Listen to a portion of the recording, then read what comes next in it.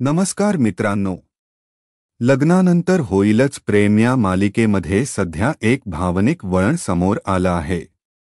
आपण बघणार आहोत की काव्य आणि जीवाच्या नात्याचं सत्य अखेर मिथुन समोर आलंय।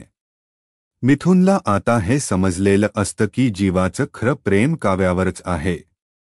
म्हणूनच मिथुन एक नवा निर्णय घेतो। तो जीवाला म्हणतो, मी आता सगळ्यांना खरं काय ते सांगणार आहे।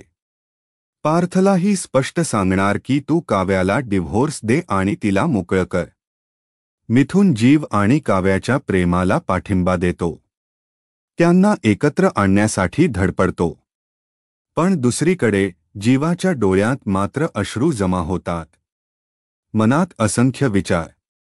परिस्थितीमुळे तो हतबल झालेला असतो। तिकडे नंदिनी काव्याला समजावते आहे आणि त्याच वेळी काव्य एक प्रश्न विचारते, जीवा ज्या मुलीवर प्रेम करत होता त्या मुलीचं नाव तुला कळावं असं वाटत नाही का?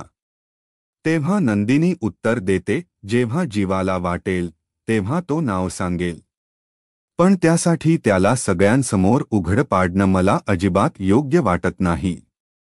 पण काव्या लगेच दुसरा रोख देऊन म्हणते, आणि जर तीच मुलगी न्याय मागण्यासाठी तुझ्यासमोर आनंद निवासमध्ये आली असती आणि ती हात जोडून म्हणाली असती, माझा जीव मला परत दे, तर तू काय केलं असतं? या प्रश्नावर नंदिनी अनुत्तरित राहते। तिचं मन गोंधळलेलं असतं। काव्या इतक्या ठामपणे हे सगळं का करत आहे हे तिला समजत नाही।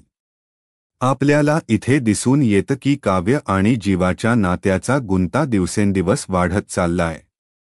एकीकडे प्रेम, दुसरीकडे जबाबदाऱ्या आणि मधोमध प्रश्नांचं ओझं। तर आता पुढे काय होणार? मिथुन खरंच सगळ्यांसमोर सत्य सांगेल का? पार्थ काव्याला डिव्होर्स देईल का? नंदिनी काय निर्णय घेणार? आणि जीवाच्या हृदयात काय चाललं आहे? हे सगळं जाणून घेण्यासाठी लग्नानंतर होईलच प्रेम ही मालिका नक्की बघत राहा। आणि हो, व्हिडिओ आवडला असेल तर नक्की लाईक करा, तुमचं मत कॉमेंटमध्ये लिहा, व्हिडिओ शेअर करा आणि अशाच अपडेट्ससाठी लगेच चॅनलला सबस्क्राईब करायला विसरू नका।